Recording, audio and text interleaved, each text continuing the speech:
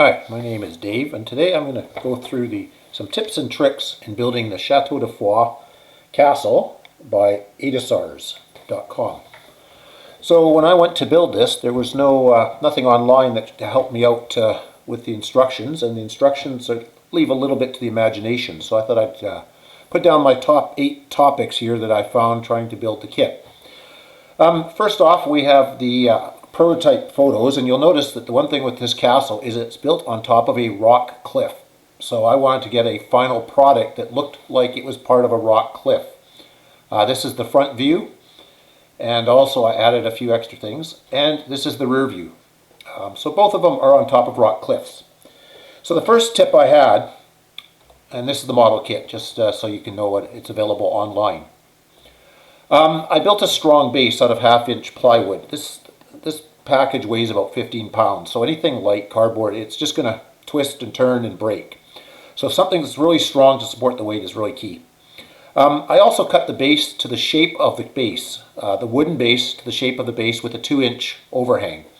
I did this because that'll allow me to build prototype cliffs off of the castle walls and over top of the plywood, so that it looks like the prototype where you basically have the castle sitting on rock walls.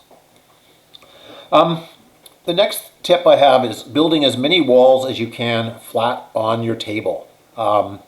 It's a whole lot less painful on your back and your hands to build something flat and then putting it up. So you can see here that I've been building the tower separately. The walls beside the tower both all come off. The retaining wall I built separately. So I built as many things as I could separately, and especially if you can find 90-degree corners, those are great to build separately. It just seemed to do a better job, and as I say, it was a whole lot less pain on the back than trying to stack bricks vertically and hold them in place while the glue dried. Here's another view you can see as I've tried to do a few of these walls separately. I did add the retaining wall to the right. That's a prototype thing that was not in the kit, so I added that in myself. Next, start the round tower early. This thing takes forever to build. I'd actually start at the same time as building the base, and you'll find that it takes about the same amount of time. And the reason is that every single brick on it you have to angle by about 5 to 7 degrees so they fit in a round. Now I found if I angled both ends of one brick, I could put 2 normal square bricks beside it and not have to do it. So I only had to angle as many pieces, but I was still talking probably 20 pieces per level or per row to angle. So it took a lot of work. But at the end of the day, I actually used a pretty raspy file to smooth it all off. Next, again, this is where I'm using the modular approach for the different towers. The round tower, the next tip is there are no doors and windows in the kit. They show trying to build something out of some stone that just doesn't work because it's so small. So what I did is I took some polystyrene, I scribed it very finely. You can see it looks like wood. I painted it brown, sprayed it brown. And then wherever they suggest cutting out the cardboard to build an open window, I actually glued the wood on there with the door or the window instead of cutting it out. And then I put the bricks over top of the styrene because it was very thin. So I thought it looked pretty good, and it was a very simple way to get the wood in behind the bricks without cutting all the cardboard. Modulars. I did as many things as module as I could. What you see here is towers 1 and 3, the modules, the top ramparts. The archway was T2A, the arch. Highly recommend M25, M26 you build as modules. They were difficult to do otherwise. So the towers for sure, you can build the tower, but the ramparts and everything above the ramparts I would build as a module, and at the end then I'd glue them together. This really helped with construction, and some of the tricky pieces you could get in front of you versus trying to hang on to a large tower. Wherever you had floors that you needed to lay paving stones in, like between the 2 towers there, I took those pieces of cardboard, put them down flat, put all the paving stones on, glued them on, and then I slid them into the structure that was half assembled. This way I could get a pretty good job on the paving stones, but also I could fit everything together and slide it in there and glue it. So that was a bit of a good trick. As I got the kit built, I used pink styrofoam to build the cliffs. I'm a modeler. I like pink styrofoam because I can glue little pieces I do suggest gluing it together with a hot glue gun. Just normal glue doesn't work very well. But it allowed me to put it in, and the nice thing with pink styrofoam then is you can take a rasp saw and you can basically mold it, shape it, do anything you want to it before you have to worry about putting on the final coat.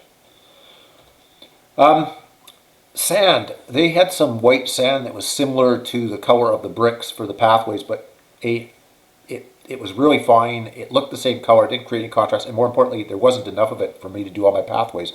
So I just went out to the playground and got a bag of sand. What I did is I screened it, and I got fine sand and I got coarse sand. So I put the fine sand down for the pathway, and you'll see the coarse sand going through where it looks like rock fall coming off the rocks just as it sits on the path. And that created a nice contrast. I used something called Sculpt a Mold over top of the pink styrofoam. It's a modeling plaster. You mix it with water. It's got fiber in it, and it's nice because it goes on, and then afterwards you can sculpt it. So I could put in all the rock formations and sculpt it. I did mix mine with a Woodland Scenic slate gray when I was mixing the water and the plaster to get a base gray. And then afterwards I painted more of the gray on it to create the different graying colors. So you can see how the rock looks with the different grays. That's just painting it on the slate gray afterwards. So my final product, I put it out on the rocks, and I tried to get it that feel that just looked like the prototype, where you can see it coming down the cliffs. You'll notice, like, by using that 1/2-inch plywood for the base, I could put the Sculpt Mode right over the base so that when this sits flat, you don't see the base. I also added some extra buildings. So on this picture here, to the lower left, there's a square building. That was a storage building in the prototype, so I added that on. To the lower right, there was a retaining wall at the bottom of the path that went around the corner, so I added on the retaining wall. On the right, midway up, you'll see an arch coming off Tower 1. I added that on because that, again, was in the prototype pictures. And I also, on the back side, I added a retaining wall on the lower left-hand layer. There was a small retaining wall that I added in. Again, you get a feel for how the cliffs work into the rock, how the rock looks like it goes over the edge. And again, trying to get that whole feel for a castle sitting on top of the rock.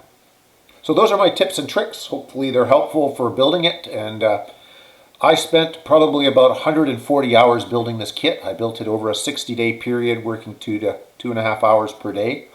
So that it's a pretty intense kit if you're thinking about how long it will take you to build it. Anyway, hopefully you enjoy.